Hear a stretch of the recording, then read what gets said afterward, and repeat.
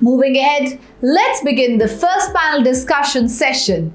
In the first panel discussion session, we have 5 excellent panelists. They are the chief marketing officers from the leading brands in the industry.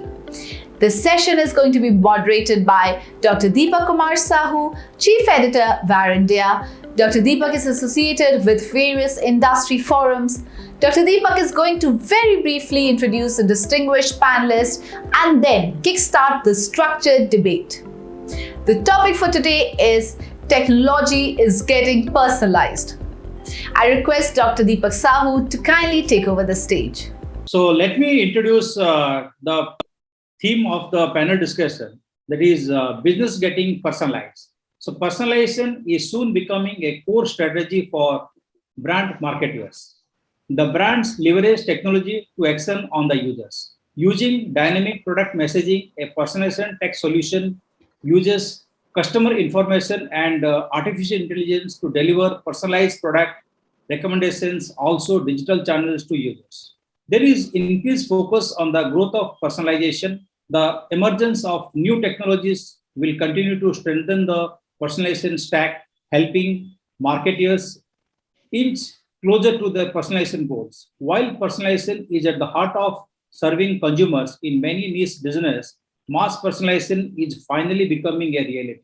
Most of the business are adapting their operations to respond. We look at enablers from a technology perspective and how processes are changing to offer cost-efficient personalization at scale. So let me introduce to all the distinguished panelists is Rajesh Kumar, Vice President Marketing India and SAARC, UiPath India; Kaustubh, Patki, Head of Marketing India, Microfocus India; Srihari Gopinath, Senior Director Marketing Aruba APJ; Ankesh Kumar, General Manager Marketing Schneider Electric India; and Jagannath, Head of Marketing ThoughtWorks Technologies. So let me push the question through the panel.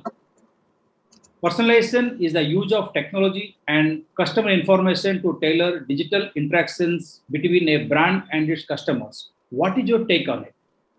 Who will take the question first? Anyone I request Rajesh. Yeah. Sorry, did you ask me or anybody else? Yeah, Rajesh. Yeah, I mean, I think the logic of personalization is obviously undeniable. And, the whole idea being that how do you get relevant information to the right person at the right time?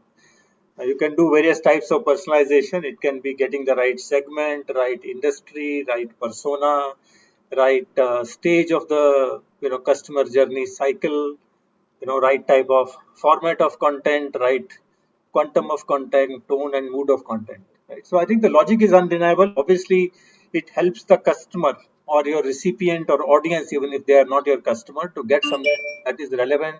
It saves their time, energy, avoids nuisance, and by that logic, makes it actionable and also develops empathy and trust and relationship with your brand, because people are lost with so much of clutter. They just don't have time, and we are all in B2B business. So the higher you go in the organization, less time they have. And if initial few times you catch their attention and give them rubbish, next time you cannot catch their attention. So I think what has changed somewhat now is that more and more new technologies are coming, which allow you to do this more easily at a larger scale and personalize what you want to do in many ways. And also, I mean, some of the things I spoke about are relatively static, but also on a dynamic basis to see what their past interaction has been, what is their current intent in terms of their website or online behavior, and therefore give them as relevant as it can. But two things I will say. One, I think most of the tools still are early stages. Nothing is really foolproof. The promise is more than the delivery. So marketers have to be careful, how much they expect. And second, I somehow, at least my feel is that after getting them in the right moment at the right place and doing all of the personalization, we tend to underplay on quality of the content. So all of that effort doesn't bear fruit because at the end of it we personalize, but they get 10% here or there, still the same message, which they are, already had enough of. So I think somewhere the mix between power of technology and quantitative logic combined with soul of what you're trying to get them to do or what you're trying to do with them, and balance that so that they see it as something that is useful to them. To me, that if we can accomplish, it can go a long way. You're right. Good. So, how, Kaustubh, you want to address this? Well, I think Rajesh has pointed out the key messages. In fact, his answer was apt, and I've just to add to what Rajesh said is that I would say that post-COVID, we are seeing a huge amount of investment that is happening from marketeers toward digital marketing. Earlier, when we had to track the customer's behavior and see what his requirements are, we used to depend on third-party cookies and so on and so forth. But with the way technology is advanced, we have marketing automation platforms which have AI and analytics built, which help us personalize content to the right persona at the right platform to the team. So technology has been a huge enabler, and this is really helping bridge the gap between the customer and the organizations. But at the same time, one of the things that marketers have to keep in mind is that let us not overdo this personalization because it can reach a level of annoyance. Rather, we need to ensure that this kind of personalization using technology should be such that it has to be customers' delight, because then that will help us, build strong relationships with customer and help convert that into business. That would be my take. No, you good. So we'll just understand from Srihari. Thanks, Deepak. I think I fully agree with my colleagues, with my co-panelists here, Kaustubh and Rajesh. I think they've covered the spectrum of technologies and tactics that are available to make brands relevant to to our customers in our pursuit of prospects and customers. I'll just add one other point here. I think when your outreach is personalized and you can give that insight back to your colleagues in sales, right? When you can close the loop with your sales and your colleagues in channel, perhaps who eventually have to pursue those leads and opportunities, that becomes very valuable. I think if given they referenced the several tools and technologies that are today available, in my view, I think what the pandemic has forced is for everybody in the organization to become more digitally savvy. So in all these years that I have been working in B2B IT sales and marketing, I think the kind of questions that we get from sales nowadays and their ability to absorb what marketing gives back to them today, I think has probably been a revelation. Unfortunate situations have forced this, but it's just an observation that I make. I think that's another aspect to this whole personalization and why it's important for marketers. And fortunately, all of us are in the B2B space. So I think we're not communicating to millions or billions, right? I mean, our target audience definitions and the segments are fairly specific, and we can be really sharp in our outreach campaigns and tactics. I'd just like to add that. Thanks. Now I will understand from Ankesh. Actually, if you see from marketer's point of view, personalization was always there. The way we position ourselves against any products, any services, we know whom to target, what to target. What has changed recently is the digital and digitization has driven this for us to do it much more better way. And that's where that's a key thing which is happening, and it's a new thing we are also learning. Earlier, we used to, marketing used to be broadcast a lot of things. Sometimes it used to land up to CIO, sometimes to influencers, sometimes to channel partners. Similar type of communication or similar type of tools and all. But right now, because of digitization, we know whom to speak what. What also, recently happened, the persona-based marketing, persona-based marketing, persona-based sales and all, content also very persona-based. And because of this digital AI, ML and algorithms and all, really helping us to reach out there. And we also know how to, tune up our conversation, who needs what, at what level, at what depth. So those things have, come up, and that's what we all are using it. So I think that's what I see the different thing which is happening in current time because of a lot of latest technologies. Okay, now we'll understand from Jaggi. It's always difficult to have Rajesh, Srihari, Kaustubh, all these guys in the panel, and I'm going last, so let me see what I can say beyond. So I have this different view, in the sense, all of us have seen the continuum. All of us have been marketing for more than 20, 25 years now. We've seen from mass marketing, one channel, one ad, one newspaper ad, and trying to address a broad segment categorized so broadly that, you could fit states into that play, countries into that definition, to now then segmentation, micro segmentation, hyper, and trying to pretty much, localize and target individuals, right? So that is where, and when we were there at that point in time, we always thought that how can I identify my persona? You remember we used to define a persona. What would a person look like? Is Mr. Ram, BA, living in a quarter, is educated, he's got two, that is how you used to define. Today, and we always used to wonder, how do I reach that guy? Today, technology actually gives you the possibilities of reaching that defined individual to that man with that product that he wants. And that is what, so we've seen that all. We've seen the full continuum of that. Now, I think pretty much summarized here, I think the technology is still nascent. In fact, I was reading somewhere that Amazon, Alexa has actually the patented technology where it could actually figure out, when you talk into it, you figure out whether you got a cold. If you like a gruff voice, if you say Alexa, it might actually figure out cold. It would actually suggest to you a cough syrup or a cough remedy, right? So that is the level of stuff we're trying to do. That is the other end of the spectrum, which is maybe will probably take, but I'm sure with the way things are developing, it will not take too long. But that is, so having said that, I think today, in terms of marketeers that we are, if we don't embrace technology, I think that's the point of where I want to get, because I think after the CIO, CTO, marketing organization should be the second largest consumer of IT in terms of spend and apps and whatever we need to have. Therefore, it's our onus to be relevant. It's our onus to invest in the right technologies, competencies, whatever, to ensure that we are using those to reach customers. Excel sheets and SPSS or whatever we used to use, I think are gone. Now, I think we have to be relevant. We have to invest in technology. We have to get the right people in the team who understand where those people are, who understand technologies like 5G, understand technologies like hyperlocalization.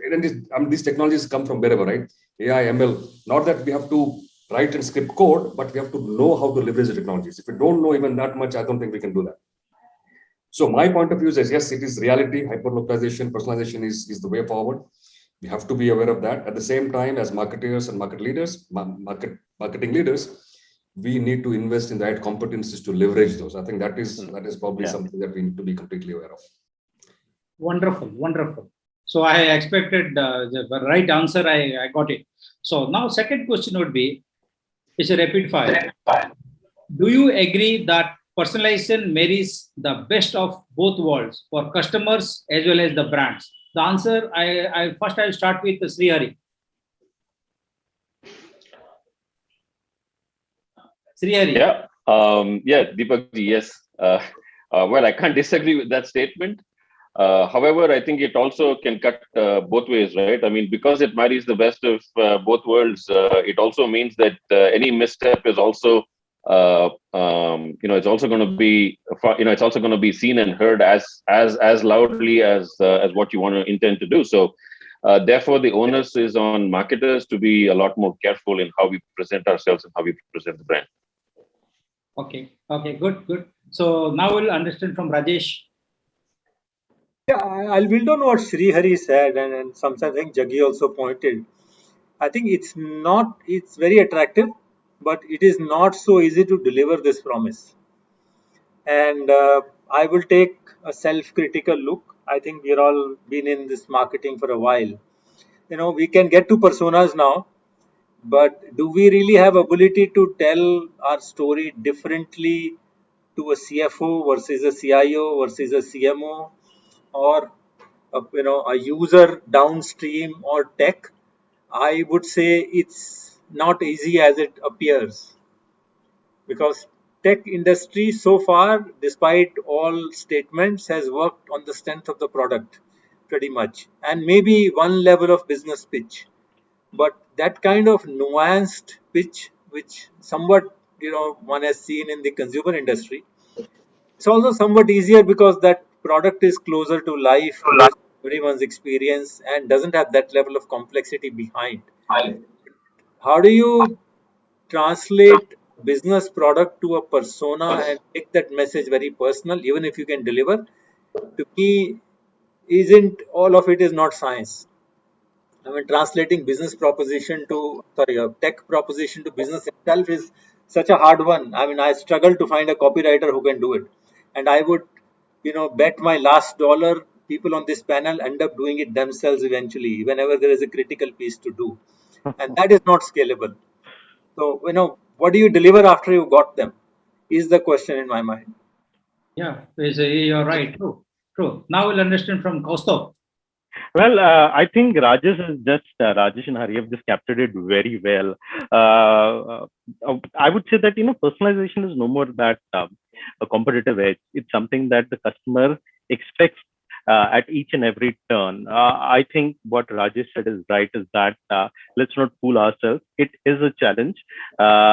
After getting that initial attention, it becomes difficult to take it to the last mile. But I always look at the positive side of it, because when you typically look at large enterprise B2B approach, what we have seen is that it definitely helps increase the revenue and conversion. With account-based approach, it becomes easier then to personalize, and definitely we've seen that there's a good amount of customer retention also with personalization, because that's where each and every customer is looking at how we can tailor make and give it to them. So definitely not an easy task, as Rajesh mentioned, but yeah, that's the need of the day.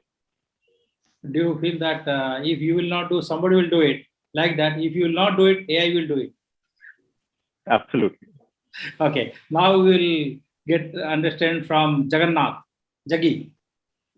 Different names each time, which is good. So I myself forget what I should be called. Yes. So you should not get with the different name. You have different names. A lot of too many names. Okay, please. Identity crisis. I can't personalize myself. I think the communication, I guess. Okay. So I think pretty much covered. I think very good points. The only thing I'll maybe just as a added thing that in fact Rajesh mentioned in the very beginning is about the customer journey. I think that is a critical thing. We forget that there are different motivations or different triggers that customers would be open to at various points in time. So whether you're to do the classical IDA, whatever stuff, right? So I mean, how do you create content? So basically, I think while the intent is to ensure that we create something that is relevant to that customer that point in time, now it is about how do I deliver. So therefore, delivery methods are giving you possibilities of clubbing them to individuals, to segments, to broader groups, right? Now, therefore, how does content play a role? What time? How do they even consume stuff? Therefore, am I in touch with their media consumption habits? So those kind of things come to picture. So I think today, if I don't know what I'm tapping or what customer journey what point of the customer journey is evaluating the product, I think that also is important point that we need to capture. But yes, otherwise to your question, I think that's a definite yes. I think we have to. It is about personalization is the way to go ahead. There will be enough and more opportunities that we want to do. As you said, we can't do it ourselves, but there is something that we are doing together. I mean, it is technology will help us. So, okay. And we'll now understand from Ankesh. Yeah, I think it's very rightly put by Rajesh. Very to the point. I think it's much easier in B2C and much difficult in B2B. And we end up doing content, as he mentioned, if you have to personalize the content. The question was like, yes, personalization definitely marries your customers and brands. But then for B2B perspective, it puts a lot of pressure on the content, how we are going to make our content and on our product. We have to agree that in B2B tech industry, the product managers and the brand managers are not a great content writer. They end up relying on some external agency and all, or maybe something in-house. But then those content more or less looks pretty similar to to CFO or CEO and all. I think that's where we really need to focus, that how the content will play a very important role to make this happen. This is important, but we are very way far away from that. We just change, maybe in terms of personalization, sometimes we end up doing change of color or change of font. That's not a personalization. But change of content is where it's needed, and that's where I think Rajesh has put a very, very nicely that how really things happens. Good. Yeah, so, Deepak ji, if I can just one point, one thought which I think Ankesh, what he said just triggered. I think this is where that promise of marketers to develop authentic communications actually comes in, right? I mean, as marketers, I think that responsibility to kind of develop the communications which can be authentic becomes really, really important, because the more you try and personalize your communications to your stakeholders, customers, partners, so on and so forth, the need to be authentic becomes that much more important. I don't think you can get away by just using like Ankesh said. I mean, you can't just change a few colors or a few sentences here and there and call that personalization. That won't cut it. No, you are right. So now we'll move to the third question. The pandemic has shown CMOs the need to future-proof the business. What is your preparedness? To start with, Srihari. The last 18 months, if it has showed us anything, it's the word future-proof has been, I think, tested to its limits. And after going through this, I think at the end of the day, the only thing we can actually hope for is build scenarios and kind of have your, plan your resources for different scenarios. And based on how things, how the times play out, you can then, you can trigger, either a plan A, B, or a C. But I frankly, I find it very hard to build any plan which is future-proof, especially after what we have seen in the last 18 months, in the ambiguity and the uncertainty that we continue to see. Wow. Yeah, you are right. Yeah, true. So now we'll understand from Rajesh. No, I agree with Srihari. I don't think I have figured it out. If anybody has, I am all ears. Only thing I figured out is that, no plan is the plan. So in the sense that, our whole idea of building things for annual, etc. is out of the window. I think one can have a sense of, direction where we are going, and then keep oneself agile with, small steps and fast moving around things, so that you have ability to change as things change. That is, in my mind, the biggest thing that we have, learned. And I would say, despite all technology and everything, I think if you have, in this mad rush and speed of things, if you have a moment to step back and reevaluate when things change, what really makes sense, and are able to adjust. And that means your organization allows some amount of, flexibility to you. You have team of people who are able to turn around and change, and and run with things and make it up as you go along. And you have business stakeholders who also are amenable to working with you through that change, because I think marketing change is not in isolation of business change. So this challenge is for everyone. That's the best take I have sort of figured out so far, and that's kept me alive. So hopefully it'll keep me alive for a bit longer. Okay. Now we'll understand from Jaggi. I agree with Rajesh, and Srihari. I think we completely, all of us are collectively going through some serious transformation, right? As businesses, as functions, organization, every function. I think marketing more so because we still have to deliver what we deliver and help sales and not moving an inch from your table, right? I mean, that's what it is. And therefore, the reality is, so are the customers, right? I mean, they also are undergoing transformation in terms of how they accept what they want to see, how they want to be addressed, how do I reach them? So those kind of things. So basically, it is pretty much breaking down the house and trying to rebuild something. At the same time, we're trying to learn together and individually. So while technology helps us, I think it's not all by itself, right? So we still, I mean, we all of us yearn to meet, have a social whatever contact or a meeting or whatever, right? So that's what we are usually used to, but that cannot be taken over by how many bots or how many interfaces or how much voice based whatever things that you can replicate. Human interaction cannot replicate actual real human interaction, right? So we have to find some mid path. It will not be, we'll have to learn. There will be some things that will come and go, but at the same time, it's going to be challenging times. I think all of us have a real task cut out for us in terms of figuring out what is the right balance.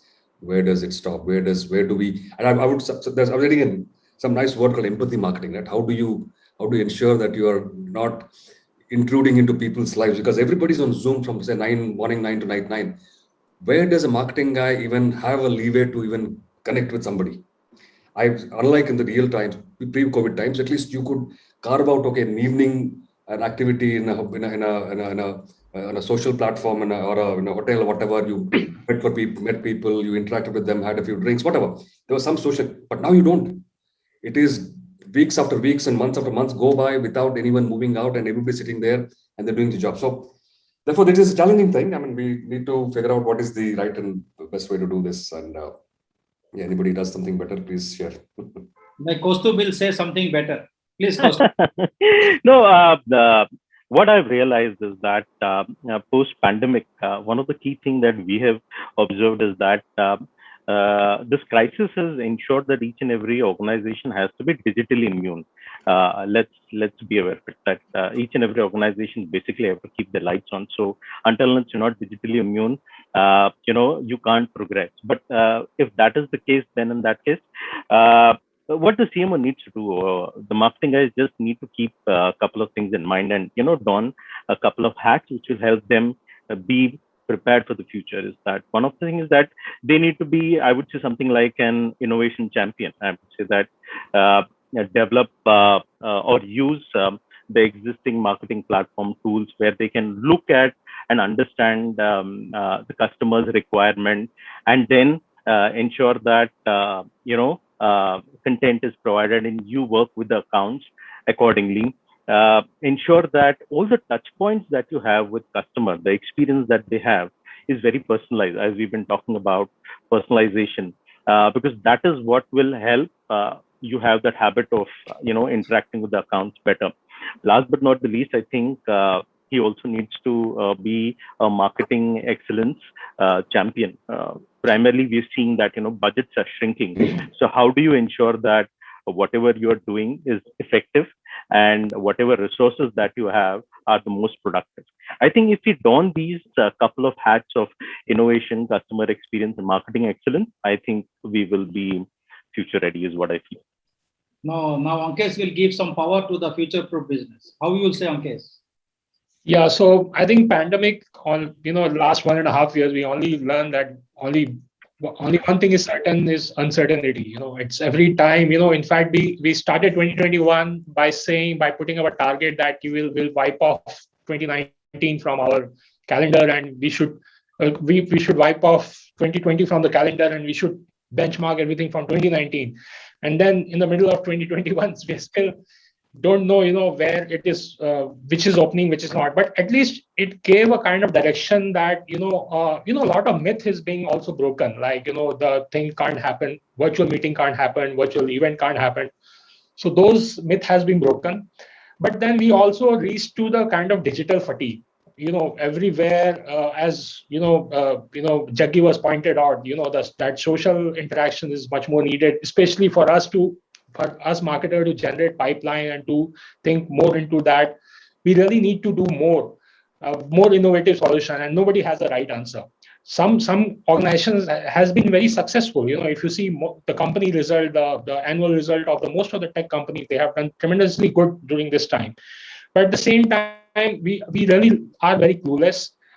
We are thinking of some sort of hybrid, way of working, that, how we can address this and how we can be very certain. One way of look at it, what, if some sectors may not work, some sectors may be working, it's good opportunity for you.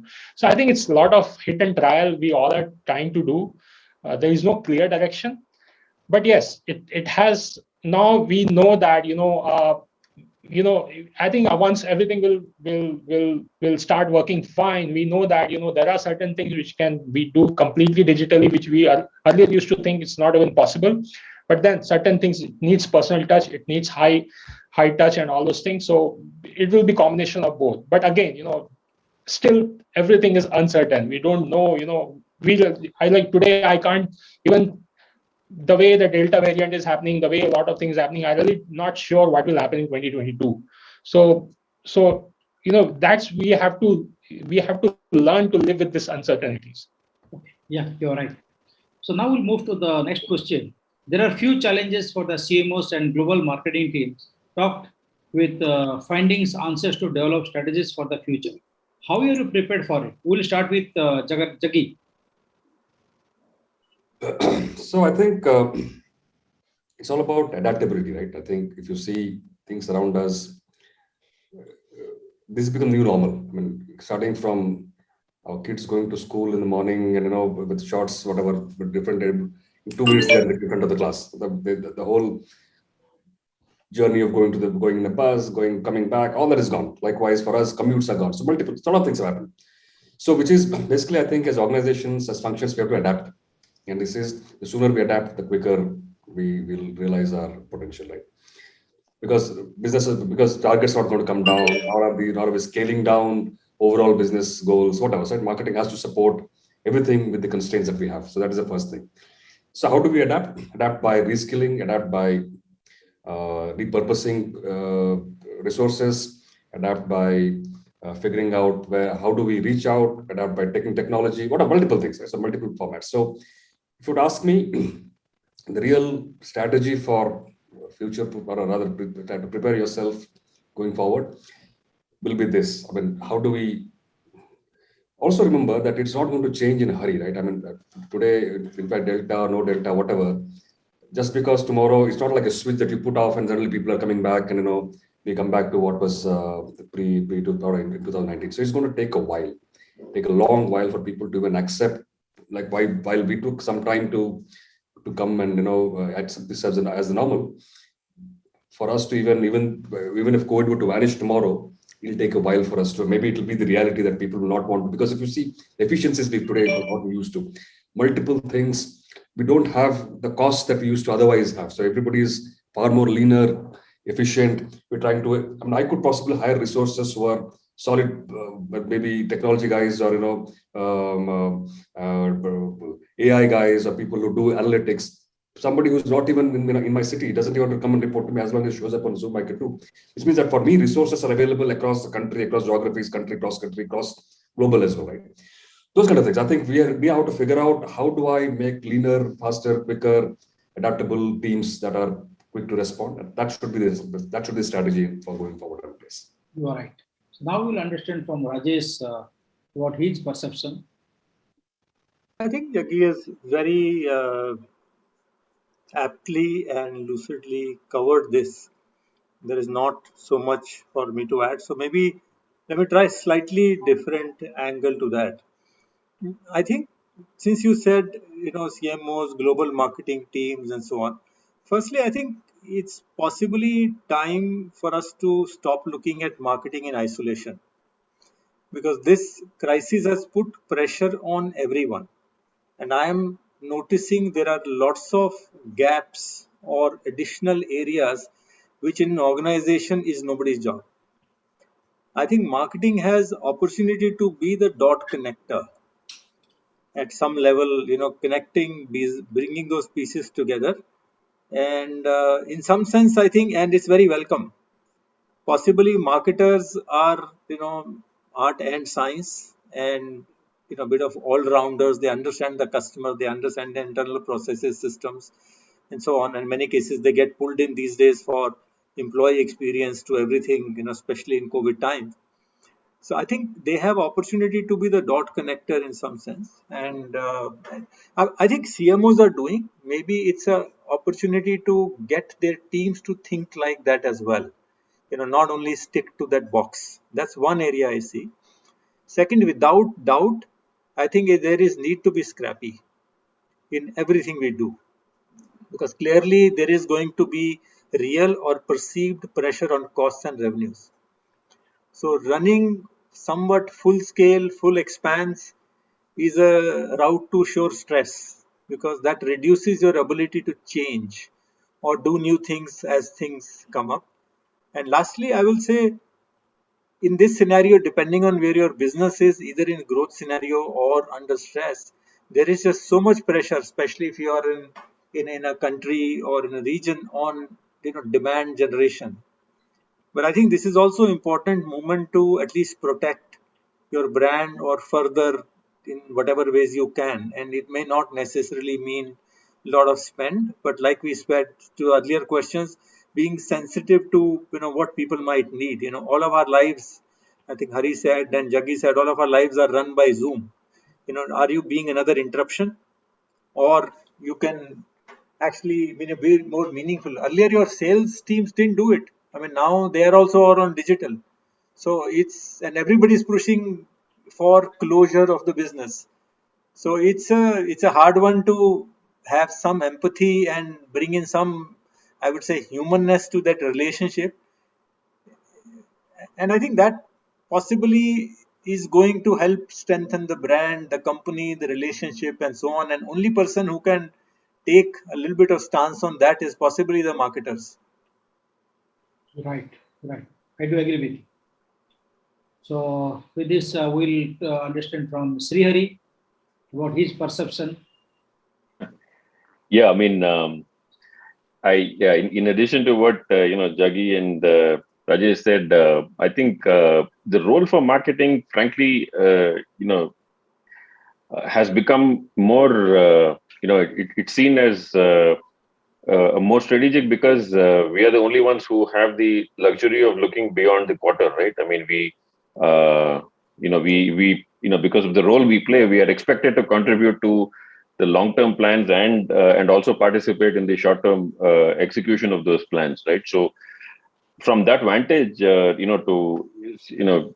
on what Rajesh actually said, being the dot connectors to within the organization, it also is an opportunity for us to be the voice of key stakeholders. Whether it is channel partners, like in our business, I think channel partners play a very, very critical role. So trying to get the voice of the partners heard and fed back into the exec teams, meeting with as many sales teams and customers as possible, collating that, synthesizing that feedback or information into manageable pieces, which can then be assimilated into the long-term plan, becomes important, especially to product teams, right? I mean, what you hear in some of these conversations when you have like a short roundtable with channel partners or with your sales teams, or even end customers, for example, like, you have, so for example, we have something called a TCAT, a technical customer advisory committee, right? So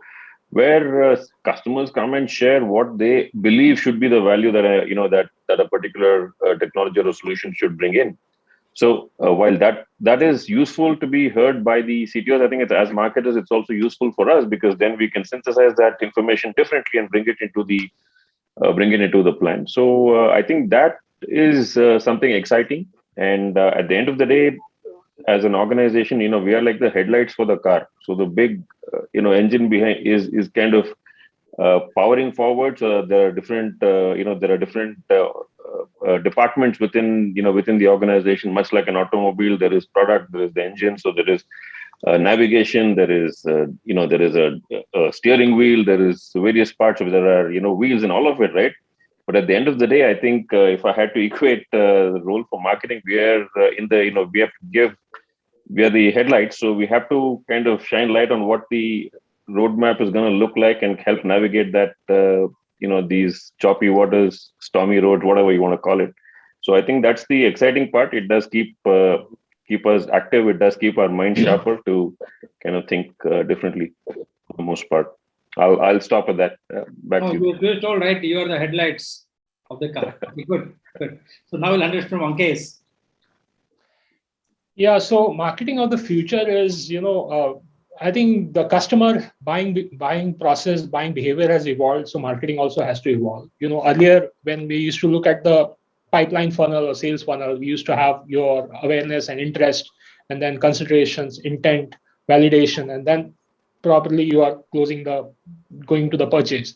And marketing role used to be awareness and interest, and rest of the things where sales guy used to come. But now the customer is consistently discovering something.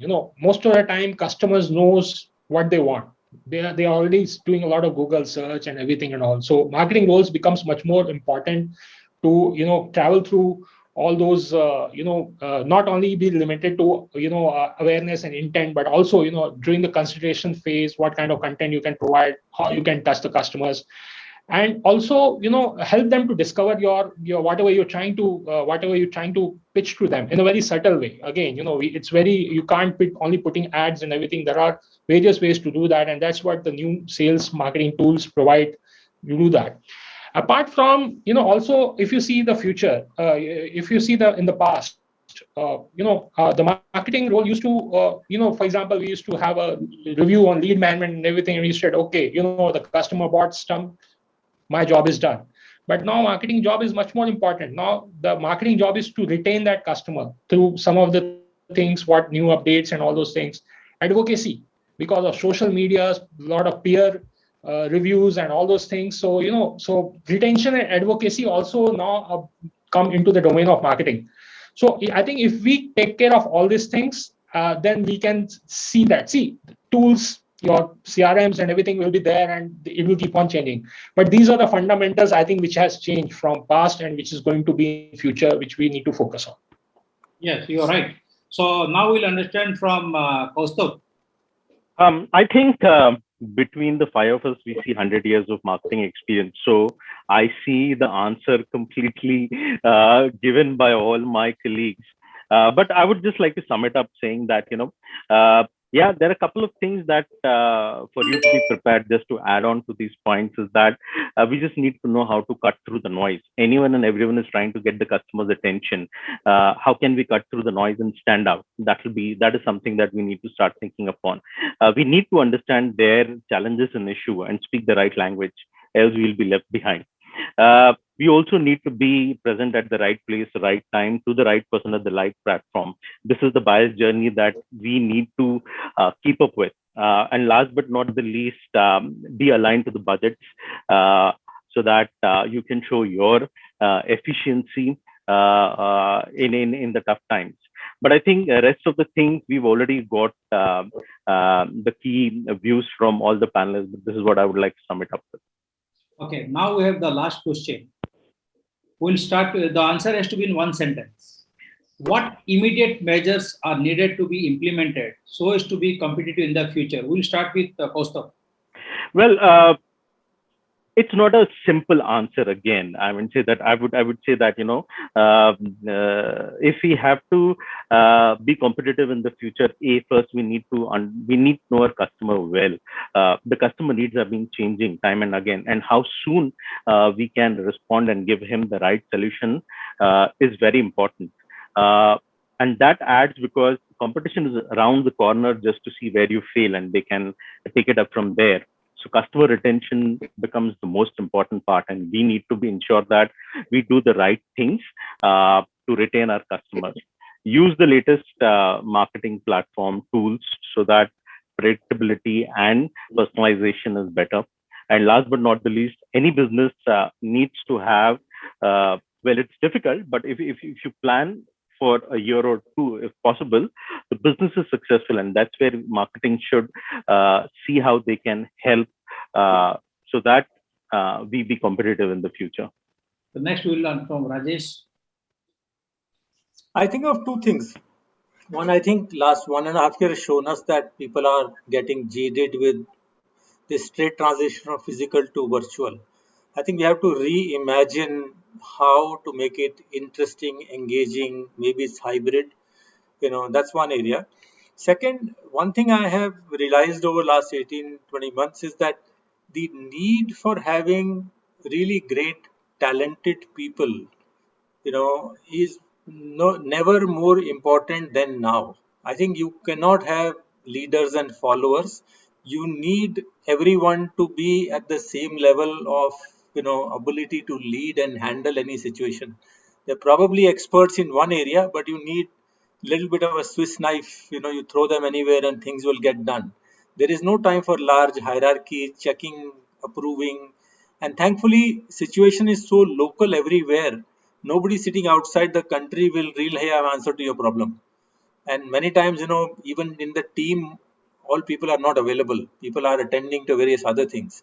So I don't know how to elegantly articulate it, but I think the need and the value of having great team and great people around you is become very, very important in this time, in my mind. You are right. Now we'll understand Srihari.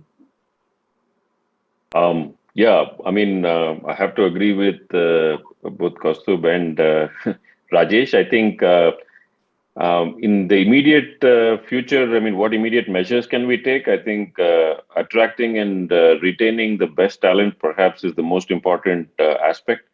But also, how do you keep motivations across the organization, not just within marketing, right? I mean, across your stakeholders, whether it is your colleagues in sales, in product, in the channel partners.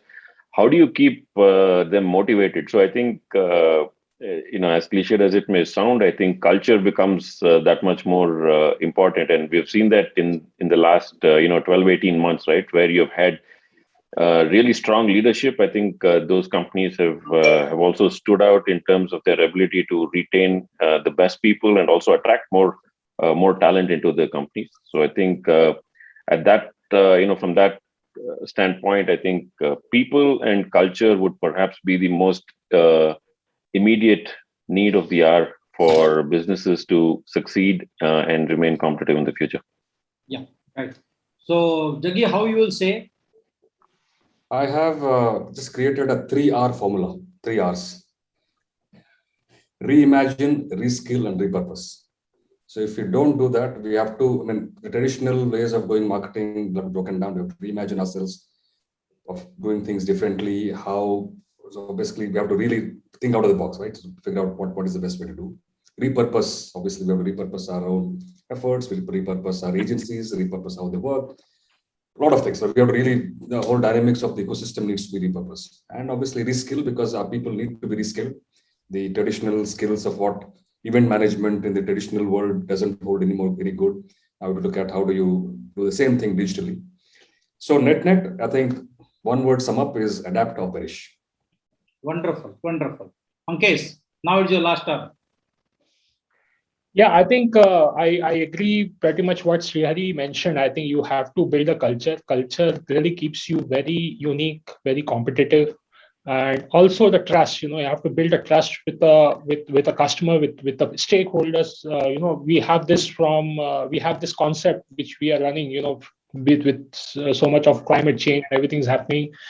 Of rather, organization, you don't need to be a shareholder focus. It should be stakeholder focus. It should think about the society as a whole, and those organization does. And that's where, in Schneider Electric, we picked up this theme, and from the World Economic Forum last couple of years. We focus on resiliency and sustainability.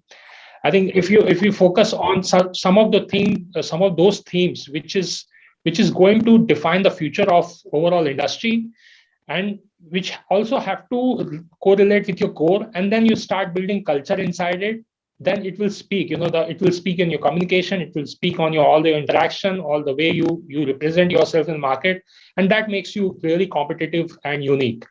And I think and every organization may be having their own uniqueness or own core theme, which they would like to get into it. And I think that really works, and it really worked well for us. So I am sure it will work for rest of the other people also. Wonderful. So I would say our panelists are highly experienced in the industry, and your inputs are going to keep the industry in a big way. So we have the panelists from the 5 different verticals and 5 different companies. One company is not related to any other company. So we have a representative from UiPath, representative from Microfocus, Aruba, Schneider and ThoughtWorks. So it's a wonderful panel, and thank you for joining. So with the summation, what I can see, perhaps we'll one day see organizations boosting for a chief personalization officer, someone who understands both the technology and the user data to drive personalization efforts. Thank you very much for joining the panel. Thank you. Thank you. Thank you. Thank you. Thank you, Dr. Sahu, and all the panelists for such a wonderful panel discussion. VARINDIA magazine adheres to the principle of empowerment of technology through solution partners and VARs. It provides a comprehensive coverage of technology, business, market trends, and analysis happening in the Indian as well as the global markets.